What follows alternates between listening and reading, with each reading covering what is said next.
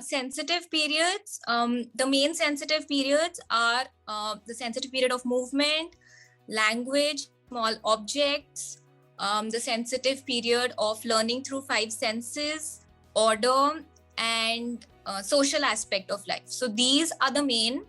And then there's a sensitive period for maths, mathematics, for potty training, for writing. So these are the other categories. But maybe for a parent, you need to know about the main 6 sensitive periods, and then probably you can identify and follow them. And these sensitive periods, they occur from 0 to 6 years of age. Each child is different. We cannot compare as to if my child is going through the sensitive period of language, yours might be going through the sensitive period of movement.